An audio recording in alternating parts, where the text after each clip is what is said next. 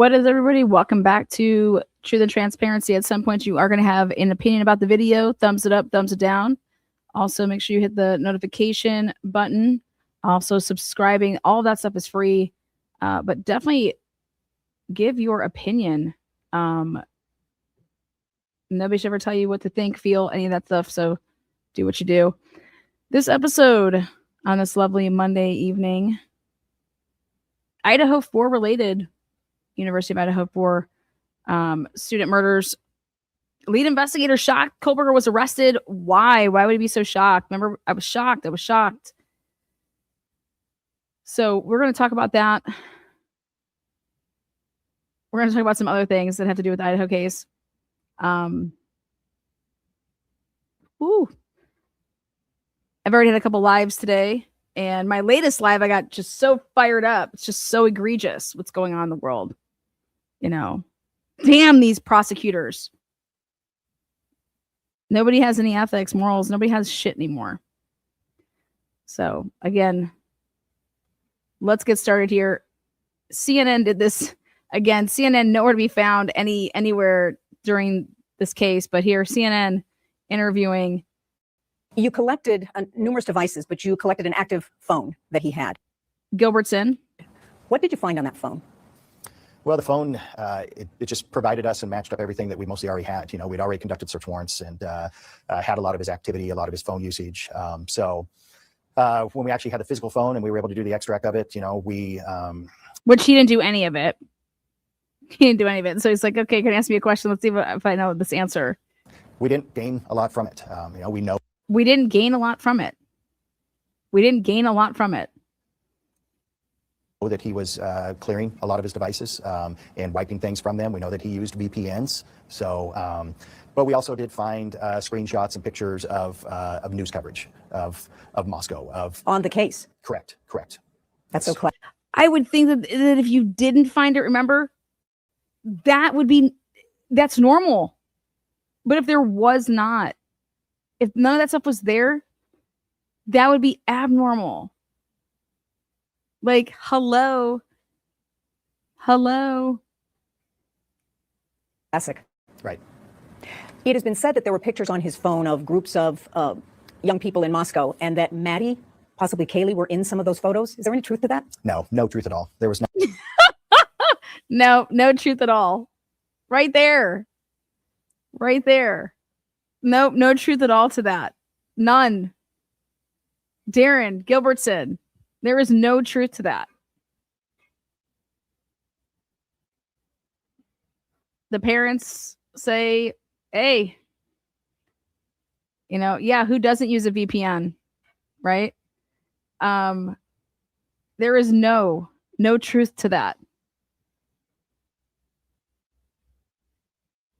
Not to this date, we have never found a single connection, anything, between any of the four victims or the other two surviving roommates with him. No pictures, no texts, there was rumor, speculation that he was following some of them on different social media sites. There was sites that were sent to us of, hey, this is him, he's following. They were either untrue or they were sites that people made that were completely fake. And so we had to. I'm telling you right now, right there, he was talking to the families.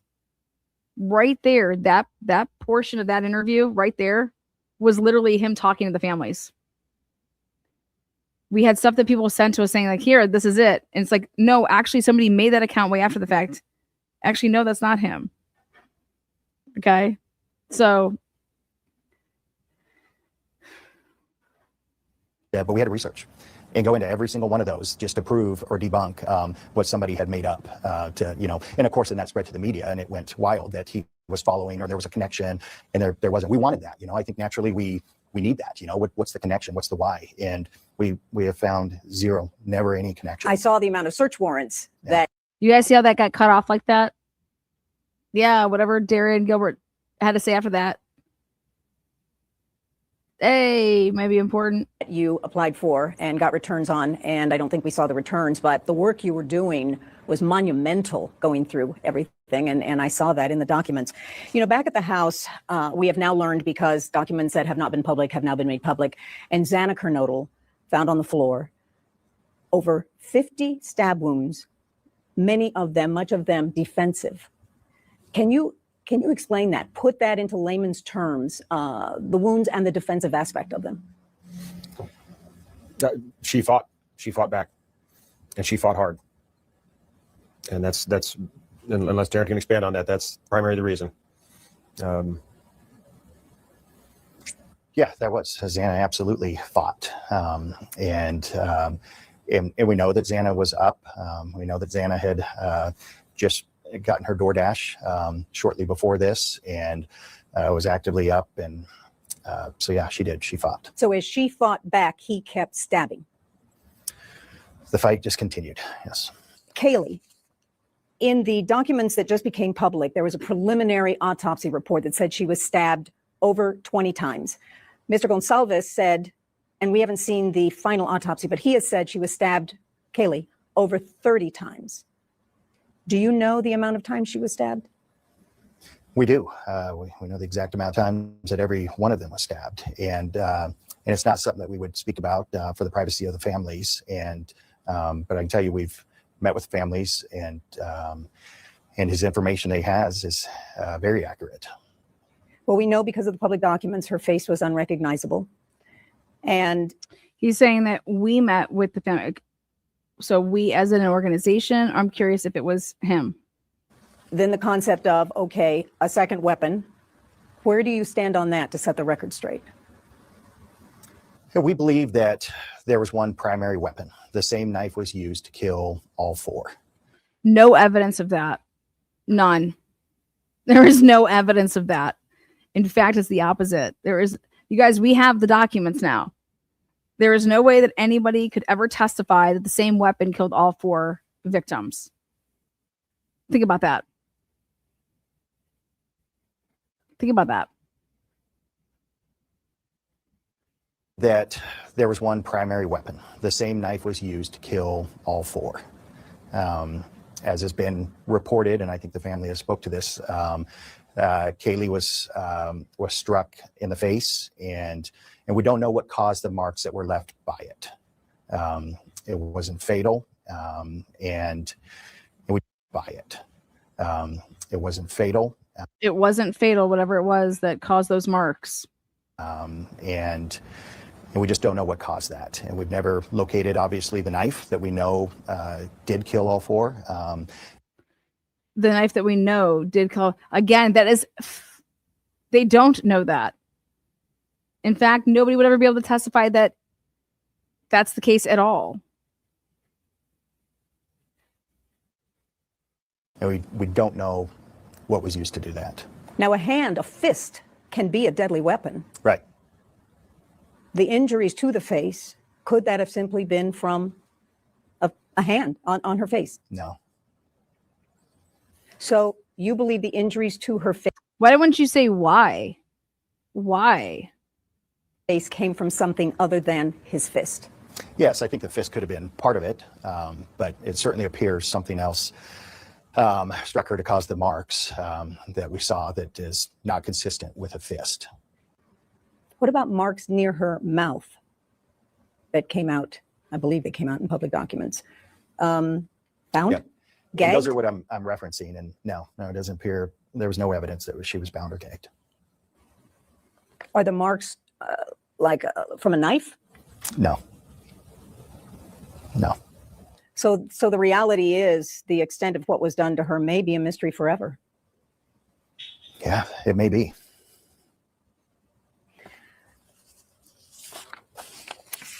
We saw publicly, it came out in legal filings, the selfie taken just hours after this all happened. He has a thumbs up. How do you interpret that picture? That's hard to answer without putting my own opinion into it. You know, this individual. It's irrelevant. Okay. Right? As far as the crime's concerned, how is it relevant? And I think that's what Ann Taylor was saying, is that how are you going to make it relevant without purely speculating as to what it's for or what it's about? And that's why you can't. So everybody's just allowed to get up and testify in the stand to what? anything about the meaning of that, you cannot do that. You cannot do that. You can say that he took a picture on his phone. Mm-hmm. There's a lot of strange things about him and his demeanor and the way his brain works.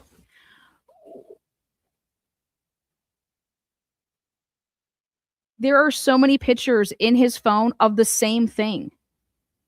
Like, it's not like that's the only picture that he's taking a selfie in and where he's doing this. Doesn't he do that all the time? I just would think that, wow, I'm going to go back to what Scott Roeder told me. And that hand would be and should be bruised.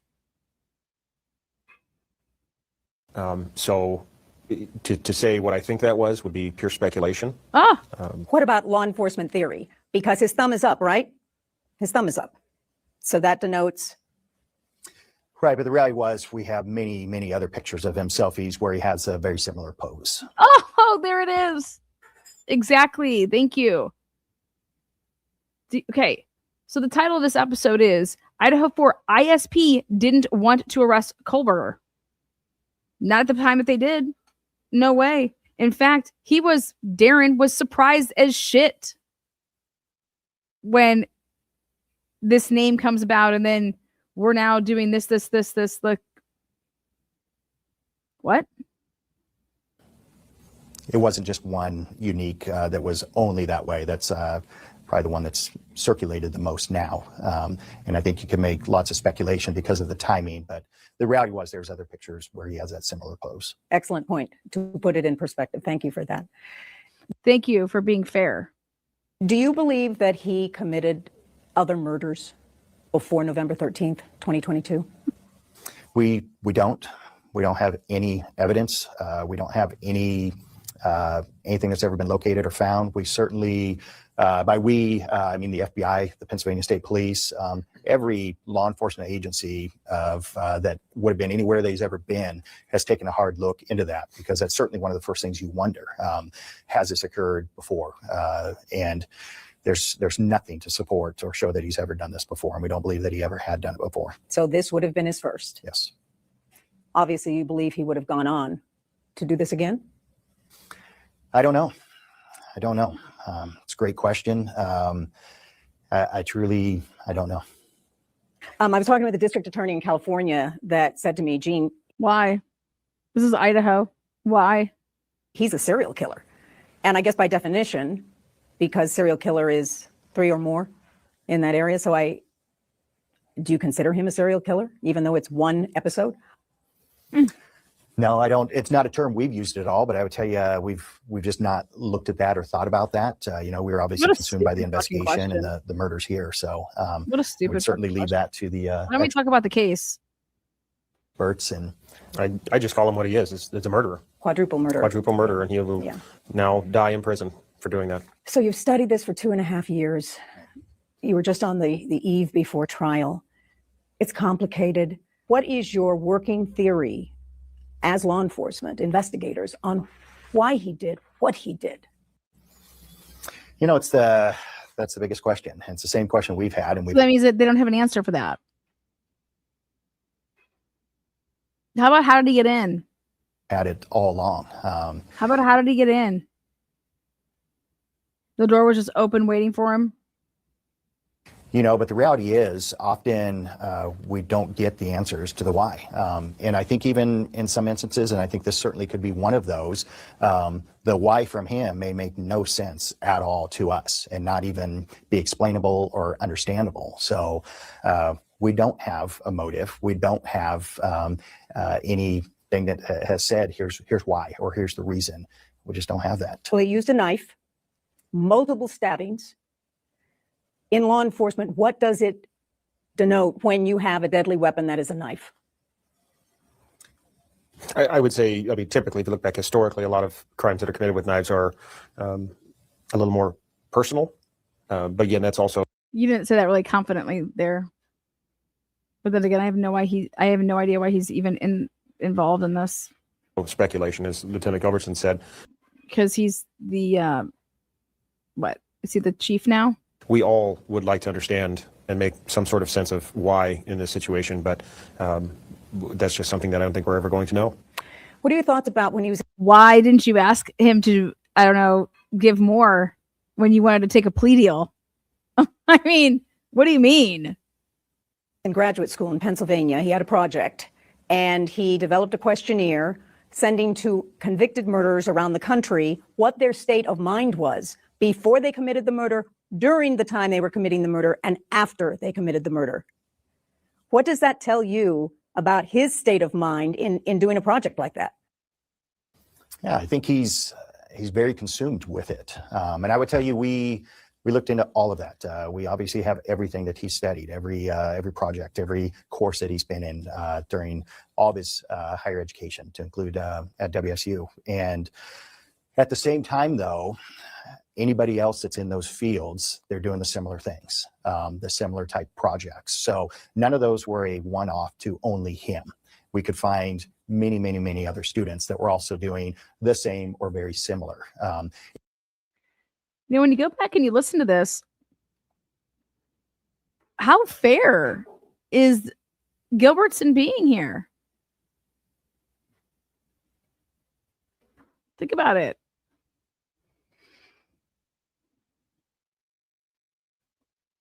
It's hard to not look at it and view that as part of the overall, is that part of the why? Is that part of why he did this? And again, but it's just speculation and assumptions. But I think you said something very valuable, consumed by it. Right. Because objectively speaking, when you look at When you're going into when you're in a PhD, you are consumed by it. everything, I think that is a reasonable conclusion. Consumed. I would hope, like all the doctors that work on us, I would just hope that they are consumed with the education of it so that you're going to get the proper, I wanted to ask you, the president of Donald Trump cares about the victims in this case. And he has spoken out twice now about the families, the victims. how in the fuck does that come up in this conversation? That's how uninformed that CNN has no clue what to ask him because they don't know the case. That this is what the fuck you ask. This is Tina with What the Fuck Translation Services.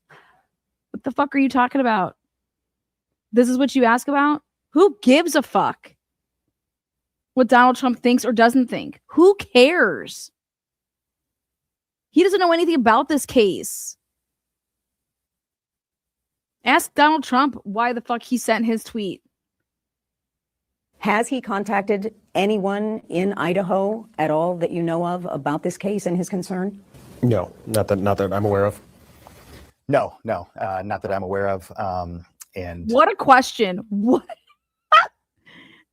What a fucking joke, man. yeah, somebody said that he had commented something the other day, and I thought they were joking, but apparently he did. But no, nothing that we know personally. Right. Do you know? Because no one cares about Idaho. Because you guys have 350 victims last year who were human sex trafficked. And yet you guys haven't had a single person prosecuted for that crime since 2018. In Idaho, nobody gives a fuck. Nobody gives a fuck in Idaho. And I guess outside of Idaho, nobody gives a fuck about what Idaho does because Idaho doesn't give a fuck about what they do. At all if the Department of Justice has reached out for any of your files, because he did travel from Washington to Idaho to commit the murders. He ordered the knife on Amazon through interstate commerce. He did allegedly stalk the home. That was a working theory, right, for months before. There are federal Why don't you ask, is there any evidence of that? crimes in that area. Has there been any communication? It's only been a few days, but Not for the Department of Justice, other than through the FBI, who's been a fantastic partner with us the entire time. Suck them off, baby. Suck them off. How do you know if they've been a phenomenal partner? You didn't write up, what, 2 reports in this case? They literally opened anything that we needed. And it was a phenomenal resource, and we could not. You guys have your investigators didn't do a damn thing. Your people didn't do anything. And we're going to get into that. We're going to get into the fact of like, okay, looking at these, hey, what was Idaho State Police doing? What was Moscow doing? What were the feds doing? You guys What did you do? Except not know how to ask a follow-up question when somebody gave information or wasn't clear, or it was just flat out, wow, we have this and this is what they said and it's totally opposite.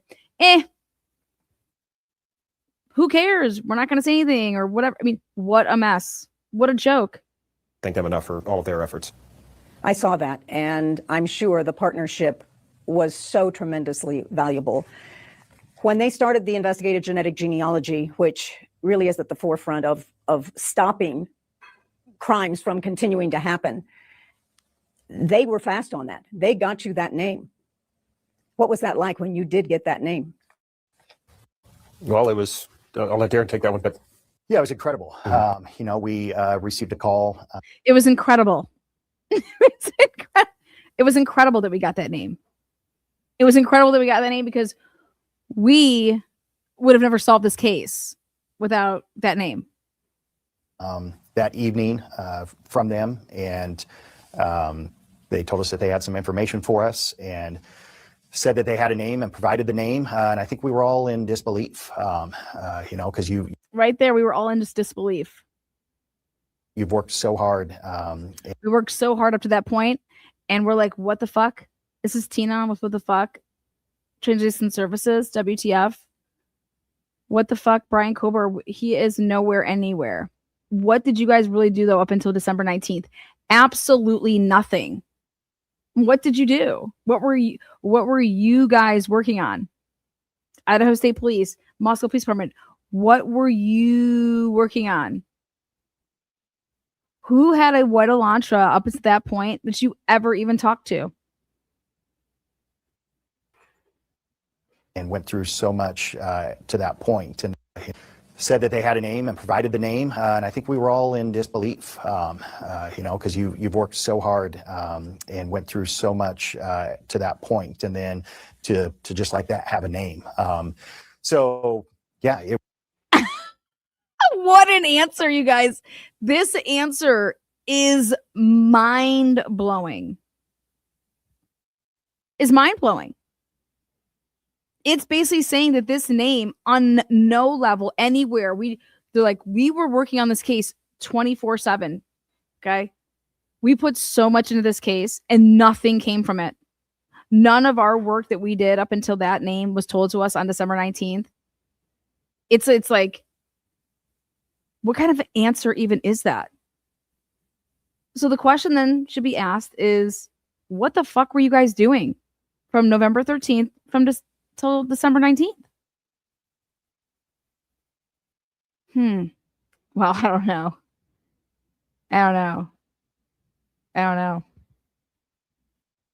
I mean, you guys just sat there and literally believed that Dylan Mortensen was asleep. And yet you have her phone and you see that she wasn't asleep. But it's okay. You clearly weren't working that hard. You guys didn't even look at the extractions. You guys lied to the grand jury. The fuck are you talking about when you want to talk about working hard? Yeah, working hard to what? Keep shit fucking under wrap? And you're like, oh my God, the FBI is about to give us a gift here. I mean, honestly, I'm trying to understand. He's basically saying that they worked so hard and everything that they worked on for that whole month had it netted zero.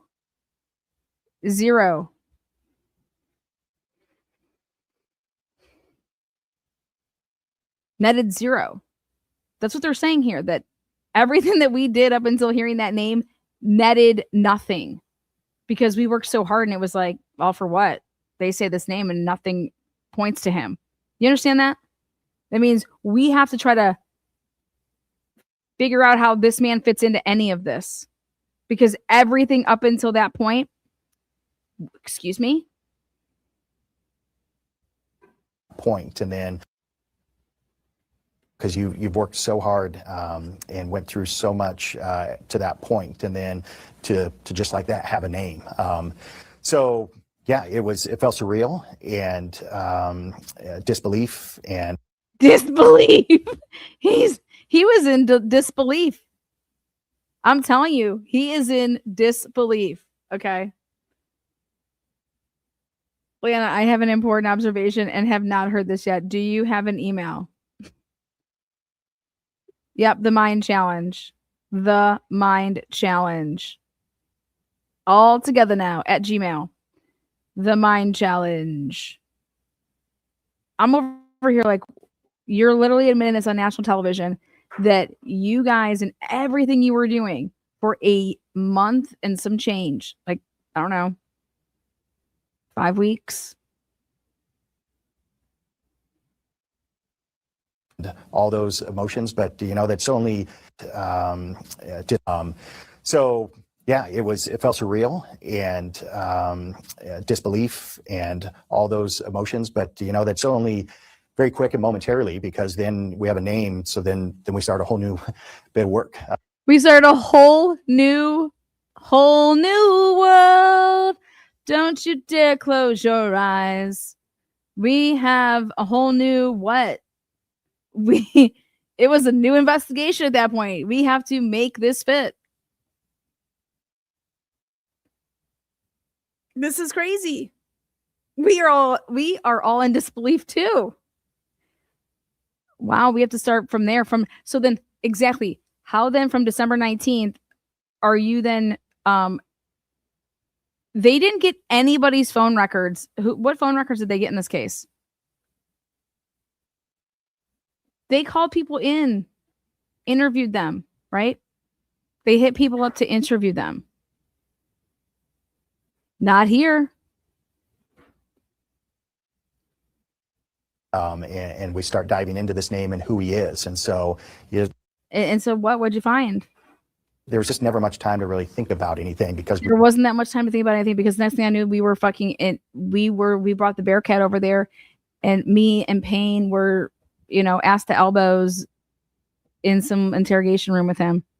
We were just consistently moving this. Then we start a whole new bit of work, and we start diving into this name and who he is. And so there was just never much time to really think about anything, because we were just consistently moving on. So there wasn't any time to think about anything, because what do you mean? You just fudged a complete set of facts. You wrote a complete set of false facts into a probable cause. So there wasn't much time to think about anything, because we had to somehow come up with everything, because the university said if we didn't have an arrest for these kids to come back to school, all of our asses were grass.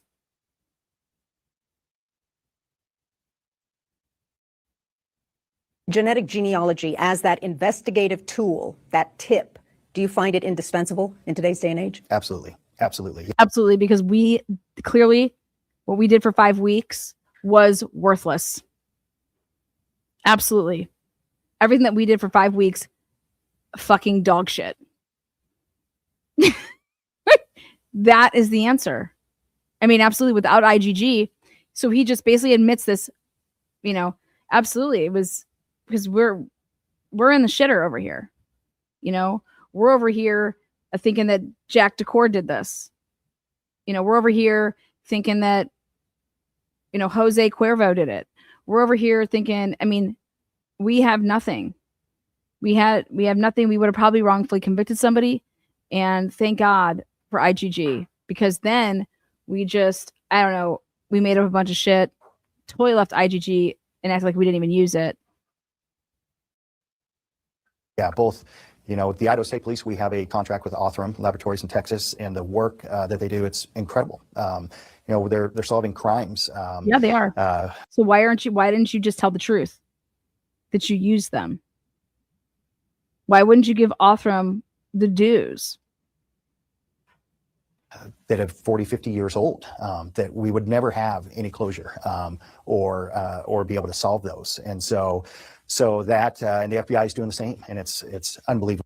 Wait, you see that neck move right there? And the FBI is doing the same. Be able to solve those. And so the FBI uses Othram. That's who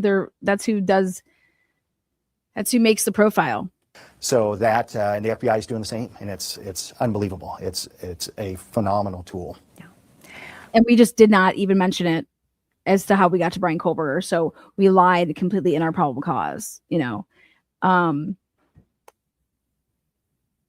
so everything that I said that we did for the first month, it was geared towards other people and other things. And we knew that, yeah, we just kind of just made, it fit when we were just so blessed when he had a white car. It was like, woo. Now we'll just see if nobody can tell that this was all geared because you were tracking down the fact that Eric Gower was a CI, and we didn't believe his stories. And where were those Ring cameras that that he kept his car at home and all these things? Did he get picked up? Was he with other people? Why were you tracking down Eric Gower's last drop off, which was on Indian Hills trails? Yeah. And then we just assigned all of that to Brian Kohberger. What an amazing investigation. Yeah, I was shocked. Totally surprised that we got this name. All the time that we spent. I mean, he tells us. He literally says it.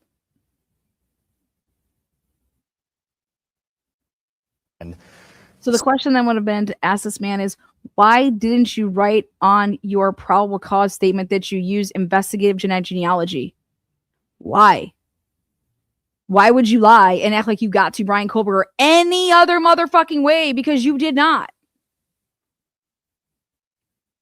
How do you feel about that? Said that they had a name and provided the name, and I think we were all in disbelief, because you've worked so hard. You were in disbelief because you're like, wow, what? Why were you in disbelief? You didn't have anything. So I would have been like, yeah, this makes sense because everybody that we were tracking down all these leads and they were like dead ends, right? But they weren't dead ends, were they? Because you're like, who gives a fuck if you have one name? There's all these, there's other people's DNA in there.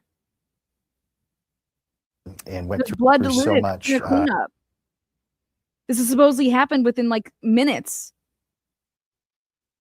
After we heard that name, I had to get to work, and I was like, all right, let me get out to that house on December 22nd and start making sure that, dogs are barking and how long this could possibly take and that we have to make it fit. Why did you need the name Brian Kohberger to do any of that? After Dylan Mortensen said what she said and Bethany said what they said on the 16th and 17th, and you guys had their phone extractions, you guys should have been out at that house testing all that shit then to even see if that's remotely possible. To that point, and then to just like that have a name. So yeah, it felt surreal and disbelief and all those emotions, but that's only very quick and momentarily, because then we have a name. So then we start a whole new bit of work, and we start diving into this name and who he is. And so there was just never much time to really think about anything because we were just consistently moving on. So genetic genealogy as that investigative tool, that tip, do you find it indispensable in today's day and age? Absolutely. Yeah, both, with the Idaho State Police, we have a contract with Othram Laboratories in Texas, and the work. And then they just end it. And then look at this. Will always be a part of our history, and quite frankly, one that I'm proud of the work that we did. You guys didn't do anything. The work that you did, you didn't do anything. History, and quite frankly, one that I'm proud of the work that we did. It doesn't change the fact that we continue to do the same job that we signed up to do, and that is day in, day out, 24 hours a day, 365 days a year. We have officers out there doing the work. Okay, well, your university's in shambles, but anyways, so then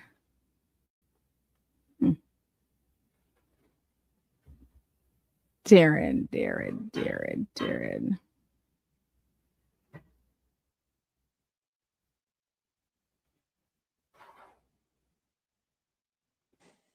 And here's what I'ma bet happened next. The sound of the thud against his heart when he heard that news must have echoed all the way to F Block, where they are building that new firing squad chamber. Of course, nothing can ever guarantee a conviction. Kohberger's trial is set to begin July 30th with jury selection, but it is a mystery to me where on earth his lawyers are going to go from here. Where could they possibly go? I'm joined now by Steve Gonzalez. Kohberger's Hail Mary gets a big hell no. Shit, Ashley. whose daughter Kaylee Gonzalez was one of the 4 students murdered at 1122 King Road, allegedly by Brian Kohberger. Steve, it's good to have you tonight, especially with this incredibly earth-shattering news in this case. I can just see it on your face. This is such welcome news to you. Yeah, this was a day that we've been looking forward to for almost 2.5 years. And it's kind of like the last Hail Mary that they were going for, to just throw it all out, put all the chips on the table and go for it. And we like the way that things turned out. We're going to go into the case with the same evidence that we started with. And that's amazing. That's a great deal. Yeah, I mean, I keep saying game, set, match, right? With that DNA evidence that ties what would have been a complete stranger right to the bed where your daughter was murdered. I mean, that is a hell of a bad fact for defense. Listen, the way it works is on their side of the ledger, Brian Kohberger can cry into his defense attorney's shoulders and ask, what's next? What do we do? What happens? On your side of the ledger, it's the prosecutors. Effectively, they're your lawyers. Do they talk to you? Do they get you through this? Do they help you with the patience factor as you wait all these months for these decisions? The communication, it comes and goes. I mean, I try to assume that they're just super, super busy, but I'm an active person, so I wouldn't find my own lawyer. I find my own prosecutor, my own person who understands law to an extent that they do even better than some of the people that are in that courtroom. So I feel like we're pretty much informed, and we're prepared for what's going to happen, and we're all working as. Dude, Steve, that's almost like a huge dig right there. We went out and got our own prosecutor that we could talk to answer our questions, and that knows the case better than they do, knows the laws. No, I mean, homie was just taking hits at fucking literally Bill Thompson left and right. One unit, and it's good to have days like this. You know, it took a long time, but like, fuck you, Bill. You know, and people like Payne and Moyer, who literally were dragged through the mud, and people accuse those guys of lying or misrepresenting. You know, it's a great day for them. These are men that dedicated their lives to our community, and today is a day for us to all embrace that everybody's seen them doing a good job, and everything that they did will be part of the case. Community, and today is a day for us to all mud, and people accuse those. And, it's good to have days like this. You know, it took a long time, but you know, and people like Payne and Moyer, who literally were dragged through the mud. Moyer, his name is Mowry, but that's okay. Mowry and Payne, who were drugged through the mud, they fucking suck. And I bet you if you were to ask Steve about this today, he would tell you that they fucking suck. And people accuse those guys of lying or misrepresenting. They did lie. You know, it's a great day for them. These are men that dedicated their lives to our community, and today is a day for us to all embrace that everybody's seen them doing a good job. Steve didn't even know the motherfucker's name. And everything that they did will be part of the case, and all those challenges were invalid. You were referencing that you went and got your own lawyer, that Shannon Gray. We've spoken to him a lot. He seems very invested and certainly very caring when it comes to yours and your family's benefit here. And, you know, it's like you still want to know what else? Like, what still worries you? This is a great day. Obviously, this is the best day. But what still worries you ahead? There's little pieces. If you read all through all the documentation, there's a lot of paperwork that came out today, a lot of details that weren't out. We look forward to that because there's details that we've had to hide, the things that we've had to keep to our chest. And the more that once they say it, then we can say it. You know, we can bring more details out. And we said, Kill Kit, you're going to read those documentations. You're going to find out that this individual left that house, and people spotted, you know, these things that were going out with him. And we bring that up because. And people spotted these things that were going out. So basically, Dylan spotted this vacuum, this gun, this, you know, I'm sorry, but Dylan didn't see anything. People, please don't forget, this guy was not a part of our community. He was not a part of North Idaho. He's not even a citizen of Idaho. Bethany called Dylan. Okay. It's really, really important. And that's a piece of the puzzle that if you have it mixed up, you know, don't even know what Dylan was doing, but Bethany called Dylan. Idaho. This person came here with a plan, premeditated, full-blooded murder. And he wanted to be a successful murderer, like a serial killer, somebody he studied. This is a sick individual that killed people sleeping in their beds, and there is no reason to have capital punishment if this isn't the case for it. So we're gonna. I agree. There's absolutely Bill Thompson, you fucking pussy. Why the fuck does Idaho have the goddamn death penalty if this wouldn't be a case for it? It's because you had to save your own ass. Rely on all the people in the true crime community, all the people watching this, because it's gonna get rough. We're gonna have to put somebody all the way to the very ends of justice. But I think that's necessary. I feel like some of the reasons we have these mass shootings, school shootings and things, it's because we don't do a good job of showing the very end of how this ends. And once kids see the full picture of what these disastrous behaviors are, maybe that puts a little bit in their head to slow down, think it through, talk to a friend. Well, now the way that they are doing that is they say, we're just going to start arresting people's parents and charging them with, second-degree murder. And juries are finding them guilty.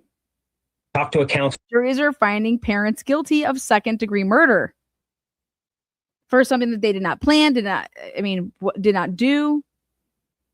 So again, prosecutors' answers are, hey, no, I'm not going to see something through with the person that did it.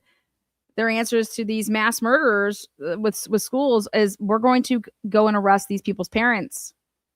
Okay. I think that's a form of birth control. Hey, maybe some of you fucking people should not be procreating. Here you go. Think twice, because guess what? If you can't control your kid, whatever they do, because let me ask you a question.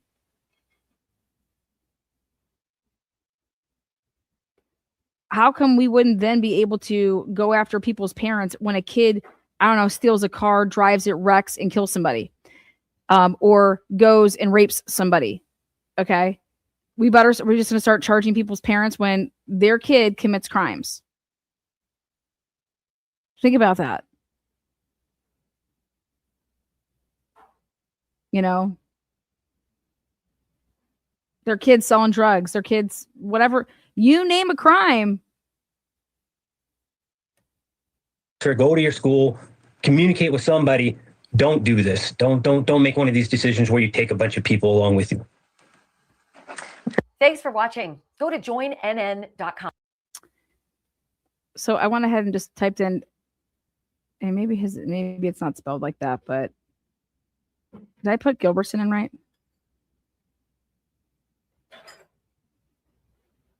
I was just trying to see what comes up when you type his name in.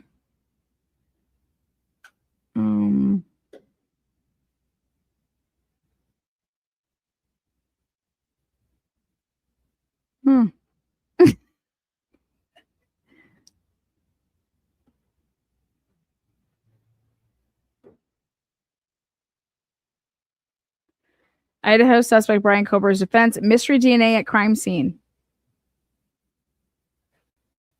Hello, Brian. So here's the deal. CODIS users have to adhere to some strict eligibility guidelines before you can enter a profile. And that's because back when Congress enacted the law back in 1994 called the DNA Act, it recognized that the creation of this database would contain genetic data. So they wanted to ensure that only the genetic information from criminal perpetrators was entered. And so the evidence here must be linked to the perpetrator. So for example, if you have a murder that takes place at a party house, that's what you correctly describe this house as, investigators could seize empty beer bottles. And if there's a DNA profile on the beer bottles and the investigators want to send it up to CODIS, they cannot. It's ineligible because although it could be linked to a perpetrator, it could just as easily be linked to someone who's uninvolved. So they want to protect those who are uninvolved. So yeah, they put the Nancy Guthrie glove in.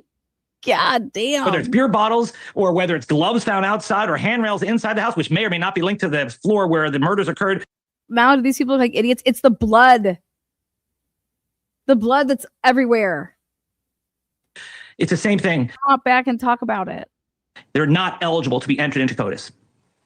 It's so bizarre. I just assumed that there was blood on a piece of evidence anywhere in a house where 4 murders happened. You want to find out who those people are. It's blood. Yeah, what you said. And then clear them. But it's shocking that CODIS has that kind of strict requirement. Bizarre. And I get it. Having DNA, a speck of it on a knife sheath, that's a whole other ballgame, right? That's the murder weapon. How about this other issue? That's the murder weapon. You don't even know if it's the murder weapon. And nobody was going to be able to testify to that. Right. How about this other issue that Brian and I were just talking about? And that is that Ann Taylor says, and I'll repeat it because the wording matters here. She said, police found absolutely no connection between Kohberger and anybody from 1122 King. There's no blood in his car. He wasn't connected to that house, to the people in that house. No blood in his car, but she doesn't say there was no blood in his apartment, no blood on his things. She stopped at car. Can we take her at face value that she meant all of that when she said no connection to the people in that house? Ann Taylor is a savvy lawyer. When she says car, she means car. And I point you to the excellent argument. Everything. There was no blood anywhere. We all know this, right? From one counselor, Abby? Ashley Banfield, who said that that car wasn't found until 6 weeks after the murders. Why? WSU had it. The fucking kid was getting tickets left and right. I mean, when they did a search so early on in the databases, WSU did what? Buried this car? Is it because this dude was helping the police in some capacity as an informant? And oh my God, like let them figure this out on their own, because we are not. I mean, how do you miss this car? How do you miss his name with the car? He was getting tickets after the crimes. 6 weeks, a long time for someone who is a doctoral student, who's used to researching this kind of stuff, to know how to get rid of evidence, to wash the car, to be able to sanitize all the insides of the car. And I think that's what happened. I think this guy, to me, clearly did it. And he took great pains to try to dispose of all the evidence. And in the end, they have his DNA on the nice sheath. That's the biggest evidence here. They also have him driving the car that was used. They also have him using his cell phone before the murders to scope it out, although the cell phone was turned off during the murders. How interesting that the only time his cell phone was turned off was right during the murders. He's an unlucky guy, just like his alibi, where he said he was searching for stars, looking at stars at that time of night. No witnesses, of course. He was just out there stargazing in his hardtop Hyundai in the middle of winter. Okay. Yeah, those are all the things that jurors have to decide. Is that reasonable? And sometimes they can get over it when it's just one thing that they have to leap over. But if there's a whole chain of weirdo stuff that they're meant to just gobble up, they start to, get sick over it. And why is Brian Enton on the show? that gut tells them too many coincidences, too many silly stories, too many coincidences that I'm not prepared to let go of. Real quickly, only a couple seconds left, Ehrenberg, but I do have to ask you about the fruit of the poisonous tree business. Do you think we're going to have one of those Franks hearings to determine if the way the FBI went into the public databases to get that genealogy linked to Kohberger's dad was not fair, according to the courts, and thus it's not about fair. Fuck all that. That's not even the problem here. The whole entire probable cause affidavit was a goddamn lie. They lied every step of the way with that probable cause. And guess what? And then you have your prosecutor who basically gave out Brian Kohberger's Cellbrite phone extraction to fucking Dateline. Wait till that comes out now. That's coming out. That is going to be attached to Bill Thompson. It should be attached to Bill Thompson. Bill Thompson will go down in history as being the fumbling, bumbling idiot that he is, and why this case will get the habeas opportunity that it will, and that it will be overturned. And if he wants out of this plea deal, he's going to be able to get out of this plea deal. Everything after it gets tossed in the garbage, which is kind of like the Thompson and Dateline entire case almost. Actually, who has the privacy interest here? Whose rights are being harmed? Perhaps his distant relative. Franks is. Do you know what a Franks is? It's about a fucking cop. Law enforcement has to lie in a probable cause statement. Do you even know what that means? She asked, is there going to be a Franks hearing? That means you gave false statements in the 18 pages. That's the question. What is your response here, Daddy? Fucking idiot here. Actually, who has the privacy interest here? Whose rights are being harmed? Perhaps his distant relative, whose DNA should not have been accessed. It has nothing to do with the Franks. Absolutely nothing. But does Kohberger have an interest in? Again, your discussion, you're talking about suppression. Okay, privacy interest. We're talking about a Franks. And a Franks comes did they lie in and through that probable cause? And the answer is yes. And they lied their asses off. His distant relative had nothing to do, because they didn't even mention IgG in any of this with the 19 pages. His DNA? No. He has no argument here, no claim. No, dismissed. Not the case, by the way. His argument will be dismissed. Not the case. That's going to trial. So do you think there's actually going to be a Franks hearing to decide that? Or is the judge... Do you hear how she has to re-ask the question here? Is there going to be a Franks? Let's go back to the original question. Just going to say, this doesn't even deserve a Franks hearing. Let's just move on. When in a high-profile case where he's facing the death penalty, they'll give him a Franks hearing. They'll give him they didn't. Every benefit of the doubt. But in the end, every benefit of the doubt, they didn't. Because they didn't. And now you should be coming out, if you're unbiased, and saying, I cannot believe that this has occurred. I cannot believe that due to this huge leak in a death penalty case that somebody wouldn't be granted a continuance. And Hippler is going, it's going to get overturned. Only if Brian Kohberger wants to do anything about it. And once he decides to do that, I'm telling you guys, mark my words, Brian Kohberger and his defense team will win. He will get a trial if he wants a trial. This is the most egregious shit out there. What Hitler did, what Bill Thompson has done, what Ashley Jennings has done. This has nothing to do with innocence or guilt. This has to do with, could there even be a trial and a fair one? And the answer is no, because of what these idiots did. And he ain't winning it. And he ain't winning it. Get up there and be a cheerleader all you want. Let's talk about the facts. Why? I mean, look, none of these people can list off any of the reasons why they're saying what they're saying. And I show this stuff just to show how every time they speak, they have nothing to back it up. They have no facts about the case, you guys. None. And all they did is put people that would be willing to get up here and let me ask you questions, and you can be a fucking cheerleader for the goddamn prosecution. So that's all they ever do. Start watching these programs. Put up facts or shut the fuck up. If you don't know about the case, you should not be able to get on and talk about a case. Got a lot to fit in before July, August begins. With these platforms, I'm sorry, the reach is too big. It causes too much damage. I think that this man and these statements that he gets to have, he's a whatever who is this man? You know, if he's a lawyer, he should not be able to talk like this. He doesn't know the case at all. This is all egregious as fuck. So thanks for watching. Go to joinnn.com to find News Nation on your screen. And don't forget to click the red subscribe button. And nobody says anything. Nobody says anything. And I'm fired up because, hell yeah, I'm fired up. You know what I'm fucking tired of? I'm tired of the fucking lies. I'm tired of the goddamn lies. And I'm tired of people not having any backbone. Gilbertson.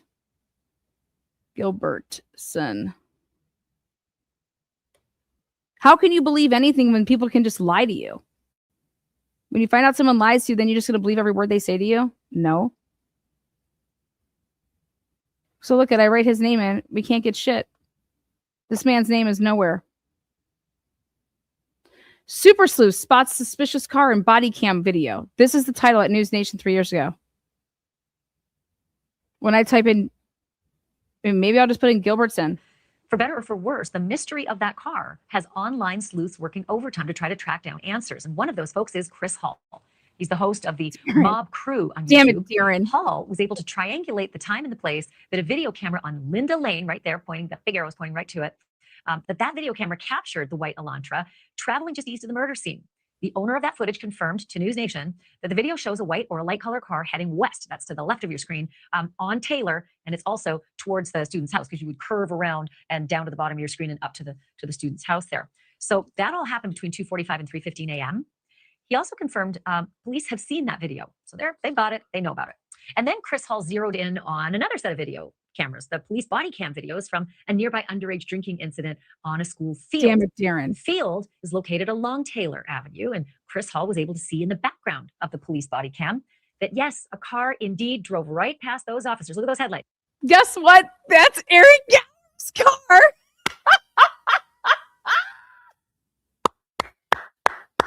There it is. Looks white, though, doesn't it? Yeah, no, that's Eric Gower's car. Eric, give me a G. G, give me an O. O. Yeah. That was 2:58 a.m. Now, Eric. of course, looking at it from here, it's really hard to tell what kind of car that is. It's in the dark, right? But Chris was able to zero in on it and then overlay a white Hyundai, an Elantra, and overlay it onto the car in question.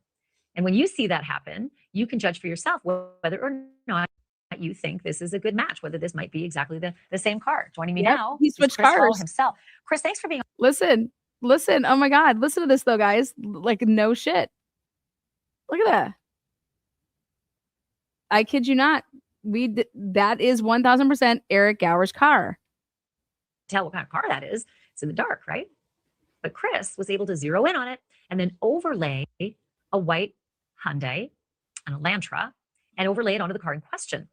And when you see that happen, you can judge for yourself whether or not you think this is a good match, whether this might be exactly the same car. Joining me now, and that's who they were after. Himself. Chris, Eric thanks for being on the program. So what was your reaction when you put two and two together and you ultimately put that overlay on top of the car that was speeding past the drinking incident?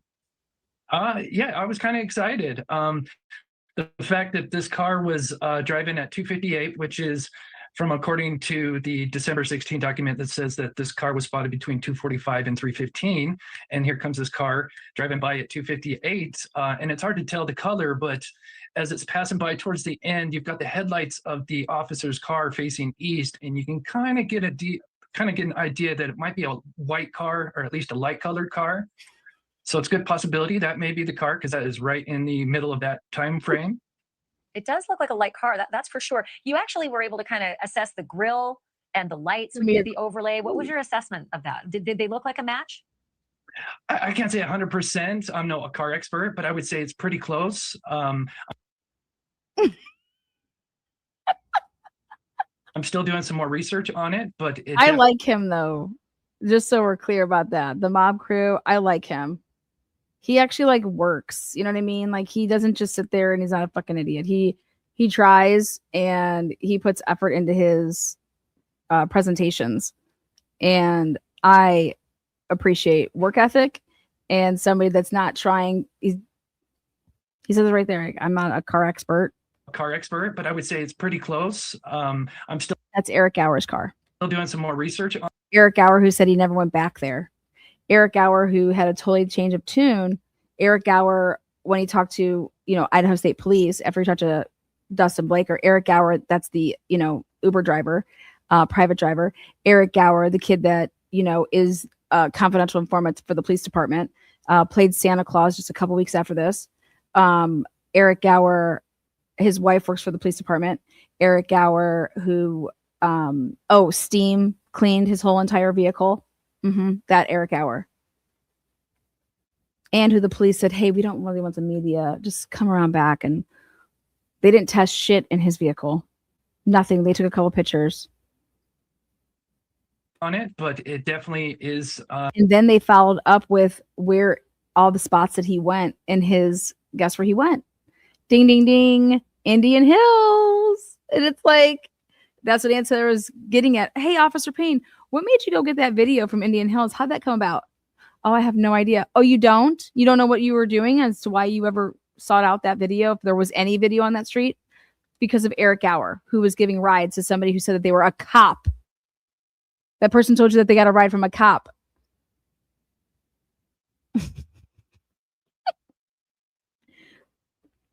Can't make this shit up. Fucking slaying it. A pretty close match for sure. Let's talk facts, man.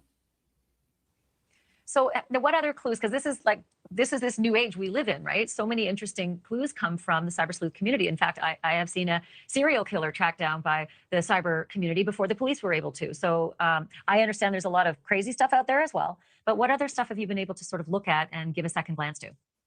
Like the grub truck video, I've been kind of dissecting that, get some more context to what's being said in the grub truck video. It's hard to hear what's being said, but there's a few things because obviously there was kind of an altercation at the corner club bar, and then you've got Hoodie Guy and the tan hat. There was an altercation at the corner club. I did not know that.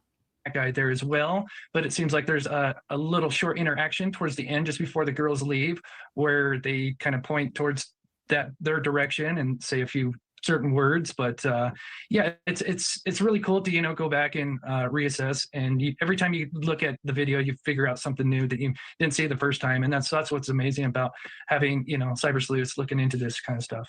It's a lot of eyeballs. And of course there's a lot of video to look at as well, so it can be helpful, it can be hurtful. I totally get it, but boy, that was fascinating. I don't know how it hurts. I don't know how it hurts, because all you have to do is look at it, and if you do, it is what it is. You know what I mean? Whatever somebody says, okay, great, awesome. See that car overlay. But crazy how right there, that car, okay, 2:45, 3:15 a.m. caught between, I don't know why you're saying, I mean, it's at 2:58, okay, 2:58. And guess what? And guess where that car gets to at some point? This same vehicle ends up on Indian Hills trails at whatever time. So you're going to sit here and tell me that Brian Kohberger took the same street as Eric Gower did. He was on Indian Hills just like Eric Gower was. Shut the fuck up, okay? Stop, okay? when that would have been heard, if you were a juror, to hear that Eric Gower, okay, he was on India. Oh, and so was Brian Kohberger. Fall over. Of all the streets, Eric Gower and Brian Kohberger they just end up there. You guys, I mean, stop. All right, let's find a connection between Eric Gower and Brian Kohberger. Oh, that would be kind of like the CI world. I'm just done with the stupidity. Okay. You guys everybody can be a sleuth out there, but the stupidity and the timeline, it takes more than a sleuth to do a timeline. Okay. Because actually you have to create files and type everything in and all the working parts. And whenever you get anything new, then you have to add it. But I'm telling you the timeline that you're never going to be able to take away from this case is that the crime scene is not indicative of a 3-minute slaughter of 4 students, over 100 stab wounds total, and a cleanup. And it did not start with Bethany calling Dylan, if Dylan was the one that was waking up and hearing all this stuff and running back and forth into her room and outside the room and all of this crazy ass shit. Okay? Stop. Just fucking stop.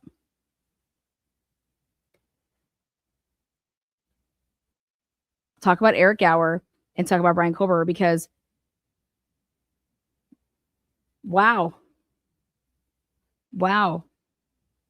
Police have seen that video. So they've got it. They know about it. And all right. Just wanted to get you guys all fired up tonight.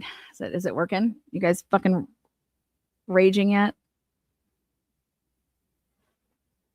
Isn't it nice to go back down memory lane? I think you could actually learn a lot from it. All right, now we're going to type in Darren like this.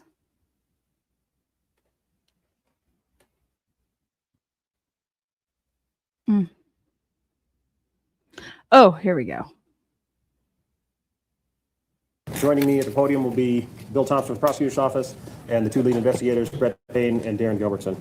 Just a couple of things before we begin. We recognize that everyone has a lot of questions. We're going to try just a couple of things before we begin. Is that Ann Taylor? Recognize that everyone has a lot of questions. We're going to try a couple of things before we begin. Is the blonde right there Ann Taylor? We recognize that everyone has a lot of questions. Did you guys see that?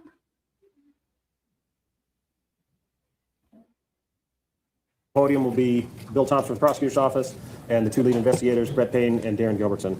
Just a couple of things before. What? You guys watch Jennings here. She sees Ann Taylor. The prosecutor's office. They talk. Watch this. And the 2 lead investigators, Brett Payne and Darren Gilbertson. She's like, oh shit. Just a couple of things before we begin. Is that Ann Taylor? We recognize that everyone has a lot of questions. We're going to try to do our best to get to as many as we possibly can. Also, keep in mind that there are still some things that we are unable to talk about because of either privacy interests for the victims and their families and where they are under seal currently in the court. So if those items do come up, then that will certainly be the answer that you will. Yeah. Did you see Jenny just one more time? She's like, oh my God, my worst nightmare. Some things that we are unable to talk about because of either privacy. Joining me at the podium will be Bill Thompson from the prosecutor's office and the 2 lead investigators, Brett Payne and Darren Gilbertson. Just a couple she just was like, ah, shit, mama got me right here. Things before we begin. We recognize that everyone has a lot of questions. That's totally Ann Taylor. We're going to try to do our best to get to as many as we possibly can. Totally. Also, keep in mind that there are still some things that we are unable to talk about because of either privacy interests for the victims and their families and where they are under seal currently in the court. That so is if those items do come up, then that will certainly be Ashley Jennings is like, oh will shit, receive. I'm here. Okay. Now let's take a look at where. When. Here. It sounded like the Gonzalez family said that there was a second weapon that was used on Haley Gonzalez. Can you confirm what you meant by that? Out of respect for the families, that's something that you'll have to get from them. If they wish to share that with you, it'd probably be through them, not through us. And one more question. You said it seemed like he chose Look at that. that house. There's no clues as to why he chose that house. You know, after working in Moscow for several years, as has Chief Dollinger, that area is frequented by many, many people at all hours of the night when college is in session. So what Darren and I have surmised is that perhaps it's the old hiding in plain sight. There's lots of people around. There's lots of vehicles around at all hours. It's not isolated where you'd be noticed. So that's where that comment comes from. It does. And no, it doesn't make sense. And it's if you're in that neighborhood at all, it's a very complicated neighborhood. It's very closed in. But at the same time, there's everything from college kids to adults that live there, people that have full-time jobs, part-time jobs. So any one of us could come and go and fit in there. So right here. What about that 429 vehicle? How'd that fit in? That just went right into the parking lot where the kids lived? D.A. Thompson, during the plea hearing and again today, it seemed like your voice quivered a bit when you were putting up. It seemed like your voice quivered a little bit. Nope, that's just always. Now I'm just a raging vagina here, and it quivers a lot. Photographs are mentioning the victims' names. I'm just wondering about the emotional toll. It's just that time of the month. I'm sorry, guys. Yeah, you're right. My voice was quivering. Y'all were in there. There's a lot of powerful emotion. The losses are almost indescribable. And maybe my filters aren't as good as they might have been 45 years ago when I started in this business. But I think you also saw that even Judge Hitler was affected. And that's going to come back and bite his fucking behind too. You guys, if this wasn't the biggest bias, I mean, it looked biased. Okay. The appearance of bias is all you need. Judge Hitler crying and acting like a complete, just not a good look. Impacted by this. There's no easy way to remain stiff-lipped and dry-eyed through this kind of tragedy. There just simply isn't. I'm sure you're not aware of this yet, but there was a photograph where they zoomed in on a picture that Brian Kohberger had on the defense counsel table. It was an image of a black heart. I don't know if you've heard this. Who the fuck asked a question like that? That's what you're going to ask. You think that any of these people would have seen that? No. What do you want them to say about that? You've seen the image, hearing this, your thoughts? First I've heard of it. Yeah, duh. What? That guy should be fired. If I owned a company and I sent this man to ask questions and that's what he did with the question that we were granted, you can get the fuck out of here. Leave everything and get the fuck out. We'll send you your check. We'll even pay you for the rest of the week. Leave. There is something I need to say though real quick. This is the product of, I'm sure I'm getting old in my failed memory, but there's one other person I need to recognize, and this is very important to us because this was a key person that was going to take us through trial, and that's Josh Hurwitz. Yeah. He was going to take us through trial because I am not qualified to do a trial. I don't do trials. I do plea deals. The former United States Attorney for the District of Idaho who left office and voluntarily joined our offices. That's not how that happened. He was forced out. Okay? Let's not kid ourselves. He was with the old regime. Bye. Special deputy to help us. I guess my question is for Mr. Thompson. People up there intending the phone crime. You said that it was your decision to accept this plea agreement. It brings finality. People die in prison. But Probable came and said they don't know who the target was and why he targeted this house. Was there a reason why, as part of the plea agreement, you didn't require Ann Taylor to have her client sit down with you all and to answer some of these questions? I think that Judge Hitler addressed that today very, very well. Judge Hitler addresses everything very well, we found. I mean, what? I think just Judge Hitler addresses everything. You nuts. Judge Hitler called a expert witness a conspiracy theorist. He went at one of the victims' dads. He's handling everything perfect over here. What a fool. The law does not give the court or us the power to require a specific factual allocution. And just let me finish. And we recognize that. We recognize that we could have said, well, in order for us to move forward, we want a factual allocution. But I have to be perfectly candid. I don't believe that there's anything that would come out of his mouth that would be the truth. I don't believe that there's anything that would come out of his mouth that would be anything other than self-serving. And I don't believe there's anything that would come out of his mouth that would not. So you and Brian Kohberger are one and the same. Is that what we're throwing out here? Because everything that comes out of your mouth, we don't believe. And it's self-serving. Okay? So just so we're on the same page. Touche. Further victimize the families. And so that just you are wasn't further victimizing the families. We made our families. decision based on our assessment of law and the facts. You leaked something to Dateline. You're the prosecution because that's who had the expert report. Because Dateline woman that did she got it wrong because she went off of Sutton's first report. Ann Taylor wasn't passing that shit around. And these guys in uniform didn't have the expert reports. Okay? You, Bill, and Ashley Jennings, and you guys had that report where the blood stains were. And you had it wrong, though, because Payne there, that little man, he numbered shit wrong. And the defense caught it all. And then then Sutton had to come back and say, yeah, I actually agree with everything the defense is saying here, because if this is accurate and these aren't the right numbers, and yeah, then Xana's blood is nowhere near any of the spots, and this isn't Xana's blood, and it's just all in that room. We made our decision based on being able to obtain accountability and certainty, not just for the victims' families, but for the communities and for the state. And that's where our obligations go. And in the end, when the old Harry Truman thing, the buck stops on my desk, well, that's what I got when I was elected prosecutor 33 years ago. I never dreamed it would involve something like this. But we don't shirk our responsibilities just because it got big and nasty. Thank you. Big and nasty.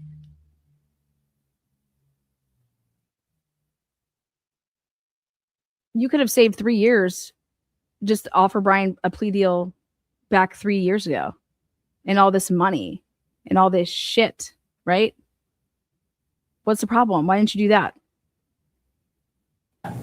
Corporal Kane and Lieutenant Robertson, first of all, I'm going to say you, Corporal Kane, but the chief of family told me we called them every night during that nearly 7-week manhunt, even though you didn't have to. And I just think that goes to show. So that being said, I'm curious. You called them you called them every night of when? Kane and Lieutenant Robertson, first of all, I'm going to say you, Corporal Kane, but the chief of family told me that we called them every night during that nearly 7-week manhunt, even though you didn't have to. And I just think that goes. Officer Payne called the Chapins every single night during the manhunt up until they found Brian Kohberger, and here they stopped calling the Gonsalveses. Wait, what? Oh my God, I just learned something new. I don't think I could hear it well the first time. This is crazy.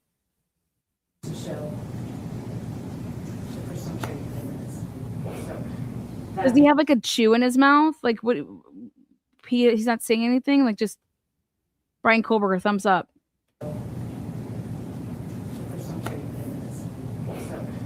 That being said, I'm curious as to where you think or believe the murder weapon is, where you think or believe the clothes Kohberger was wearing that night are, and how do you think he avoided forensics at the scene? Well, I can just tell you, and forgive us if we go back and forth. It's just kind of how we roll. Kind of how we roll.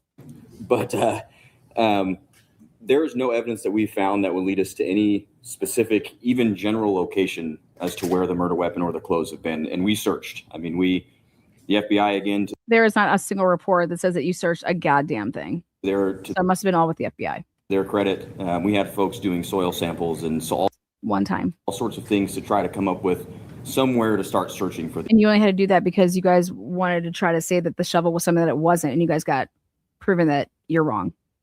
These things, and we just never found it. As far as the forensics piece, I'll let Darren speak to. Yeah, and on the weapon, it was. Yeah, I'm gonna have Darren speak to the forensic piece because I fucking botched everything. I went ahead and relabeled numbers that I was not supposed to. I've never numbered anything in a crime scene before, so I had no idea what I was doing. And then it made our expert Sutton. She wrote up a report off of my fucked up numbers. So I'm gonna let Darren go ahead and take that about the forensics. Wasn't a lack of trying. Everywhere that we had evidence of where he went, based upon phone records, based upon the evidence that we had gathered, we searched that. We went there. We did searches on the ground, in the water. We did searches in the water. We sent soil samples to try to figure out maybe where a shovel had been used. So we searched everywhere that we possibly could. But the reality is, we're looking for a singular small. It's not that small, but K-bar knife, and that's it. So what about the clothes? It's in this where it could have been, and we just were not able to find it. So why didn't you ask him where the murder weapon was? That's the only thing that you should have asked. Where's the murder weapon? Don't ask him for any fucking hey-ho story. He knows where the murder weapon is. Ask him where the murder weapon is. That's all. We don't want to hear anything of why you did this. We want you to prove that it's you with this whole guilty. Where's the murder weapon? That's it. That is it. But they know right here that Brian Kohberger only pled guilty for time. They know it. They fucking knew it. To buy time. We didn't ask any of that because we knew that we were never getting that because Brian Kohberger, yeah. This was all about a time thing. ability to avoid forensics at the scene, in a murder scene where we now know David Gonzalez was stabbed 34 times and that another victim is stabbed more than that. Right. So the reality is that somebody can carry this out and still not get covered in blood. That's the reality of it. That is not the reality, and that is not what fucking these experts are saying or ever said. I am just dead. The reality is that you can do this and not get blood on you. That is the reality. Bill says, can't believe a word from Brian, so why did they believe the plea? Great. Woo! We toasting tonight. Bill Thompson. Woo, woo, woo. You've been doing this for how long? Who gives a fuck? 1 year, 40 years? You suck. You are a corrupt motherfucker, man. And it's coming, baby. Corruption is real. But to these guys, hey, you can do all of this and just not get blood on you. This is before they thought we would never see these crime scene photos. You guys do know that, right? And this does happen, and there's plenty. And still, the reality is that somebody can carry this out and still not get covered in blood. That's the reality. What the fuck? This is Tina with What the Fuck Transition Services. What the fuck are you talking about? Now that is a guy. Like, how you can even say that with a straight face? Wow. Straight face. Here I go. Wow. You are hitting serious arteries, and we're talking about squirting out blood. Okay. Right. Of it, and this does happen, and there's plenty of studies of that. And we've had some of the world's experts that we've asked those same questions because we've struggled with that. Of why do we not find more here and there? And what were you told? There was a cleanup. It was diluted blood.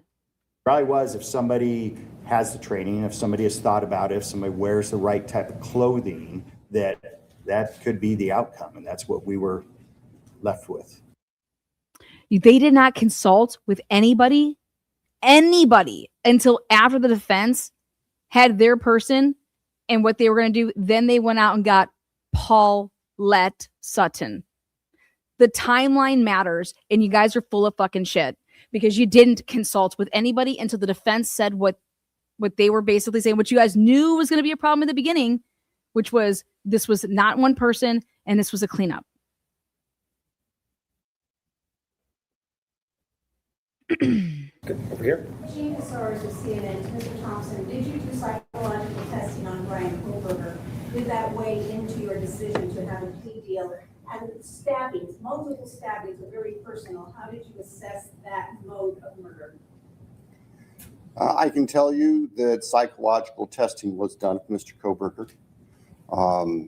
The results of that do not rise to a defense to his conduct under Idaho law.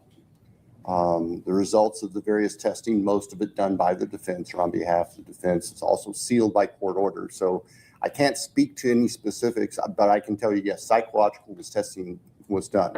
I can also tell you that no, psychological testing or any potential psychological condition of Mr. Kohberger, that did not play a role in our decision. What did? Does it have any bearing on where he will be placed or how? Who gives a shit? So we went into this interview. We used a lot of influence and guidance from the FBI and their behavioral analysis unit to help us a ton in framing our interview strategy, rather. When we spoke to Mr. Kohberger. How about with Molly? How did you guys decide to do Molly? Molly just sat there and lied to you guys. We kept it pretty surface level to begin with. Molly got new tires. Molly didn't have her phone anymore. I mean, what the fuck? BAU, that's normal? The idea being get him to speak and keep him speaking. You notice how the FBI is not here talking at all? Why is that? Why is that? The FBI didn't want to stand next to these people? Unbelievable.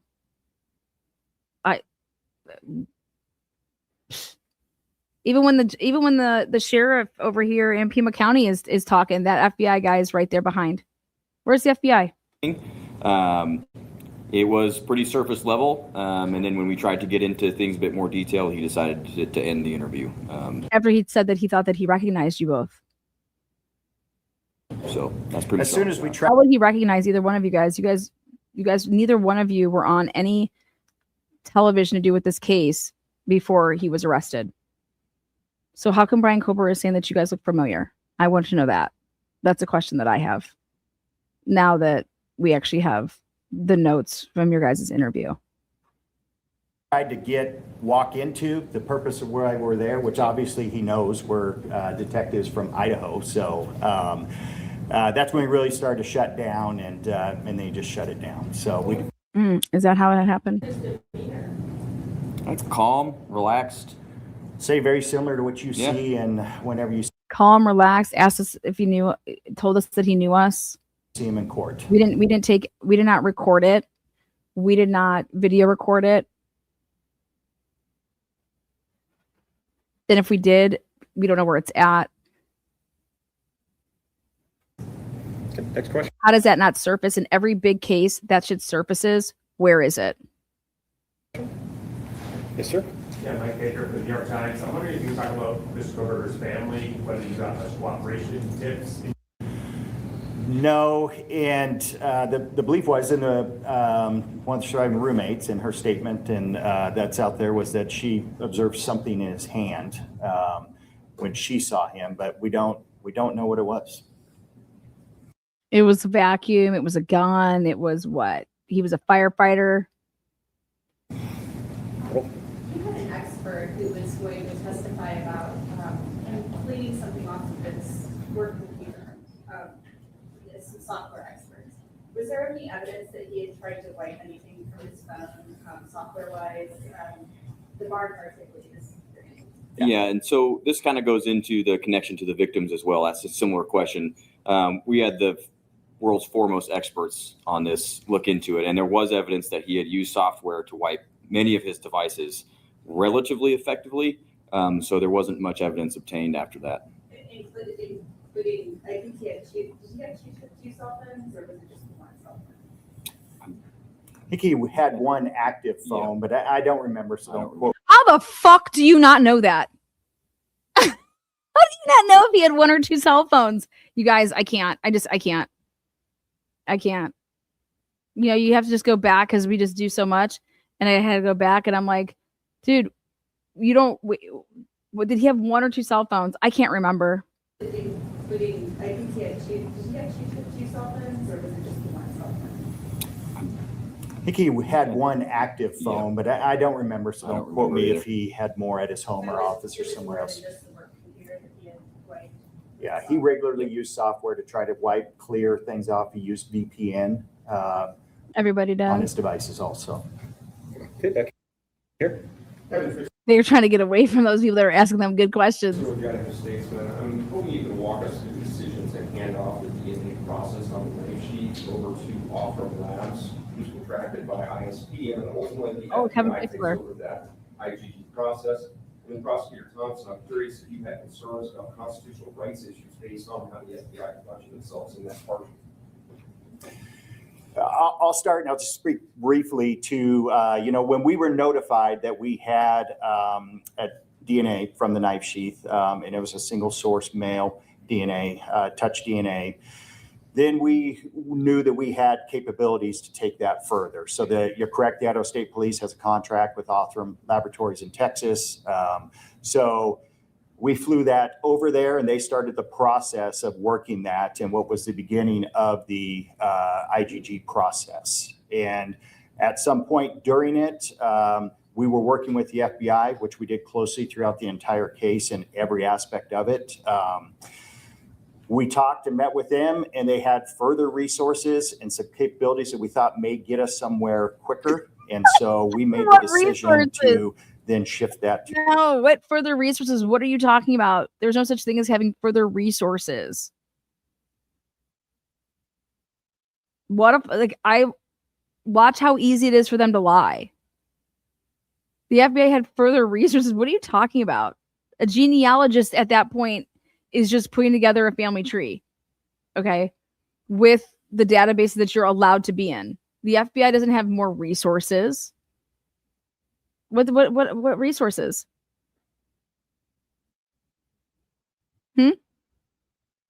50,000. I mean, 50 million. We're going to put it into a database, not with 2 mil. We're going to go into all these other ones, and that's 50 million to make our family tree. We talked and met with them, and they had further resources and some capabilities that we thought may get us somewhere quicker. And so we made the decision to then shift that to the FBI and continue that. See, we made that decision. And how could it happen quicker? Because we're going to go into databases. He just admitted, Jesus Christ, these people. He just admitted that he knew that the FBI could get there quicker. How? Well, we're going to go into databases that we're not supposed to. And we made the decision to say, okay, that's fine. Go ahead. But you know what's funny here is that Ann Taylor asked Payne about this. Okay. And Payne said that all of this was all over his head. That process there. And as to your question about legal concerns, my simple answer is no. I didn't have legal concerns. And why didn't you put IGG in the probable cause? There's no legal concerns of everything that you guys did was so amazing. Why wouldn't you give props to the fact that IGG is what solved this case from jump? It's very simple. What's wrong with the truth? It's about how the FBI conducted their IGG investigation. I know that was the subject of lengthy, detailed, everything's over Payne's head, literally. Motions and briefing, and Mr. Nye rose to the occasion. Rob does it every day. To address all of that, but in the end, look at Bill Thompson's ass right there is Payne's face. It's simply he's like, yeah, I get it. Yeah. No different than sending somebody undercover into any place to gather information. Did you hear this? I was not, and Mr. Nye rose to the occasion and was able to address all of that. But in the end, it's simply no different than sending somebody undercover into any place to gather information. And bullshit, because you do not give CIs evidence from the crime scene. You don't take it. That's what the whole point of having the chain of custody.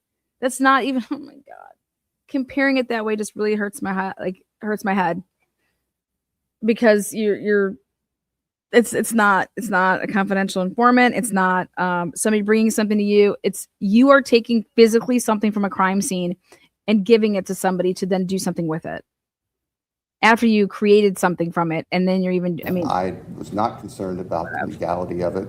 And the judge came through and made the right decision that there was no violation of the defendant's rights or anybody else's rights. In the probable cause, that's how you have to approach it. Left the night sheet behind. Would you have been able to track him down? We've talked about this ad nauseam. Okay, so without the sheets, would you have been able to track him down? And this is where we're going to end it, because this is all that matters. And the answer is no. 1000% the answer is no. Here's their answer, though. We've talked about this ad nauseum. And the answer is yes. Through the car, most likely. We had some amazing people going truly line by line over tens of thousands of white Hyundai Elantras. So we believe we would have got to it through that avenue. What a fucking liar. There ain't no motherfucking way. No way. He could have been on the board as well as other people, but there's no way that you would have been able to successfully prosecute this case without that. Ask anybody. Time frame for that is uncertain. It could have been a week later, could have been 2 months later. We just don't It could have been never. know. 2 months later. These guys, look at the Nancy Guthrie case. Shut the fuck up. Look at the Nancy Guthrie case. That's all I have to say. We would have found him. We would have found him. The fuck you wouldn't. There's a lot of questions in regards to that initial window. Brett and I made the decision on what that window was, even though the experts were saying there may be more years that match it. but the simple numbers that we began to look at were astronomical, of thousands and thousands, tens of thousands of these vehicles. So we chose to try to narrow it and start smaller. And then as we had to, we were going to open that up. But 2011 to 2013 wouldn't bring you to him though. And you never changed it. Like, this is all lies. God, but you need to pay attention to how they do it when they're lying and see their mannerisms. Because that way, when they take the stand and you're like, this is what they were saying here, and look at how they're responding. When we know the answer, ain't no way. Oh, it could have been next week. It could have been 2 months. Bullshit. Hopefully, we would have gotten him through the car eventually. This is hope. See, at least I love the way that Darren talks about things and say, hopefully, that we would have gotten to him by the car eventually. Question for Mr. Thompson. Amanda Rowley with Trent 2. It appears that the plea deal, it felt a bit rushed.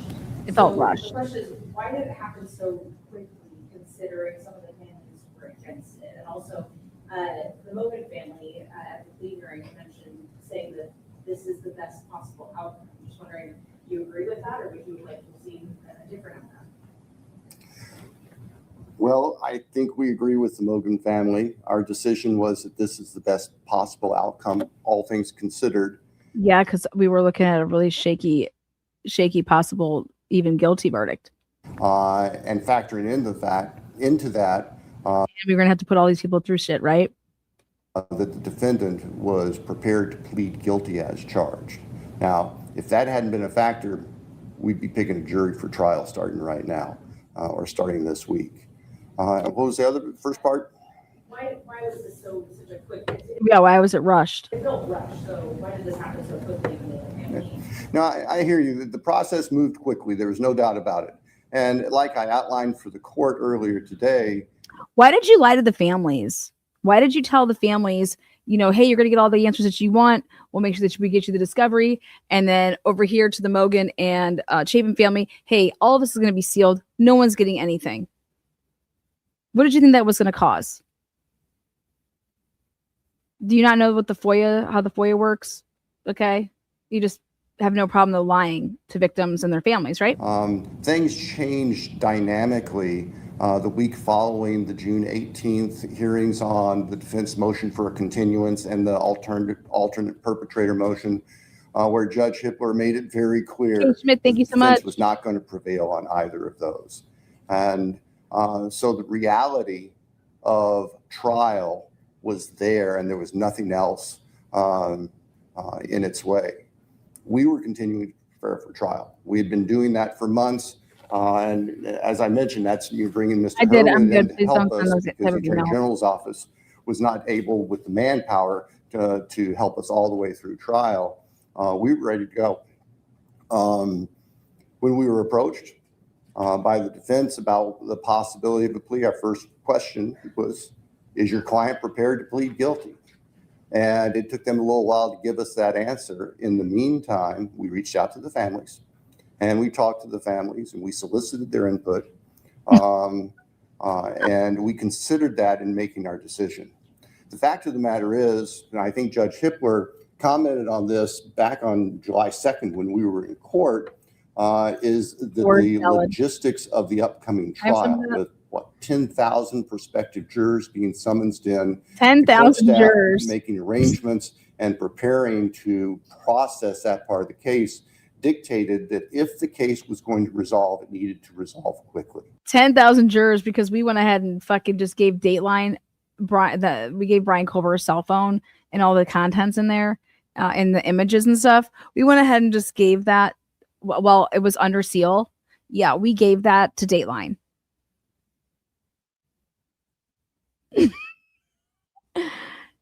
This case is coming back, guys. This case is coming back. Huge, big old habeas is coming. This post-conviction shit is coming. And it's royally going to totally change the legacy of Bill Thompson. Not to mention, I mean, whatever Brett Payne's doing with his life, Darren Gilbertson's doing with his life, Dollinger's doing with his life. The truth of the matter is that the post-conviction's coming and the families just have to go through this fucking shit again. And And I hope that Steve Gonsalves, when we can have it on record, I hope he points at Bill and he says, "Fuck you, Bill. Fuck you. Fuck you, Bill." That's all I want to see one day. And then I hope Bill Thompson says, "I'm sorry. Yeah, you got me. Fuck me. Fuck me." Okay, Dateline leak. Bill Thompson. That's why the prosecutors are the only people that had Sutton's report. Person that did the Dateline, she made all the exhibits that they put on that show. And how does she know where the wrong blood is in the house? Sutton's first report. If she would have had the defense's rebuttal, then that would have, the diagram and the way they were talking about it would have been completely different. Because then you have Sutton agreeing that Xana's blood is nowhere other than in the bedroom. So that kind of drove the pace over that weekend, the last weekend of June.